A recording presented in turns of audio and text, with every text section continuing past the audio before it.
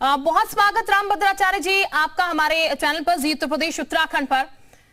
मैं आपसे ये जानना चाहूंगी, एक अभी शुरुआत की जा रही है, एनसीईआरटी के सिलेबस में कहा जा रहा है अब रामायण और महाभारत पढ़ाई जाएगी ताकि बच्चों को देशभक्ति के प्रति जागरूक किया जा सके, उनमें वो भाव जो है वो जागृत किया जा सके। लेकिन आपत्ति है स्वामी प्रसाद मौर्य को, वो अपने एक्स पर कहते हैं कि क्या आप इसके जरिए चीरहरण पढ़ाना चाहते हैं, भाइयों में विघटन की बात पढ़ाना चाहते हैं। ये आपत्ति आखिर जगत गुरु क्यों हो रही है? पहली बात, स्वामी प्रसाद मौर्य की बुद्धि भ्रष्ट हो चुकी है। जीवन में राम और कृष्ण दोनों आवश्यक हैं। रामचरितमानस धर्म का विधेय रूप है और महाभारत ये बताता है कि जो धर्म विरुद्ध करता है उसका सर्वनाश होता है।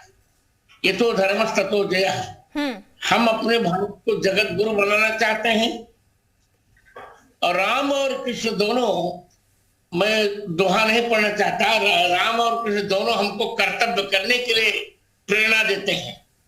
रा का अर्थ होता है राष्ट्र और मां का अर्थ होता है मंगल। राम इस राष्ट्र के मंगल हैं, इसलिए रामायण पढ़ाना बहुत आवश्यक है। एक युवक पुत्र पिता की बात मानकर वनवास चला जा रहा है जी, ये बात नहीं। माता पिता के कैसे वर्तन किया जाए, मित्रों के प्रति कैसे बर्ताव हो, अपने बंधु बांधवों के प्रति कैसे बर्तन हो, हम रामचरितमानस आचार सिखाता है। देखिए, दोनों ग्रंथों में एक सबसे बड़ा मनोवैज्ञानिक सामंजस्य है कि रामचरितमानस आचार ग्रंथ है और महाभारत विचार ग्रंथ है। रामचरितमानस योग प्रयोग शास्त्र है और महाभारत में भगवद गीता योग शास्त्र है।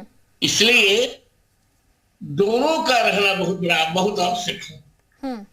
रामचरितमानस में सखा धर्ममय असरस जाके जीतन कहन कतहुर पिता के, रामचरितमानस में कहा गया कि जिसके पास धर्ममय रथ होता है वह विजयी बन के रहता है।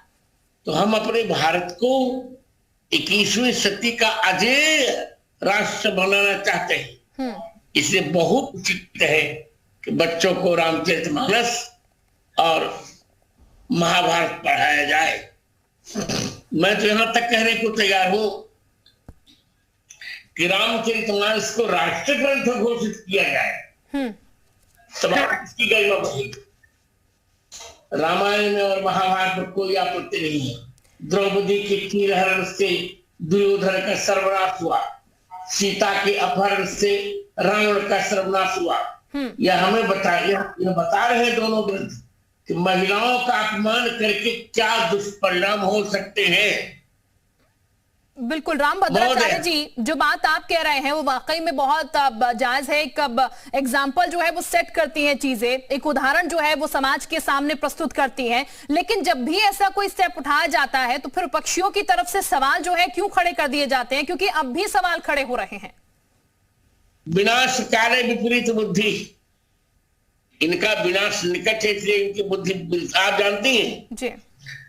महिला का सम्मान करने के लिए ही रामचरितमानस का प्रणयन हुआ।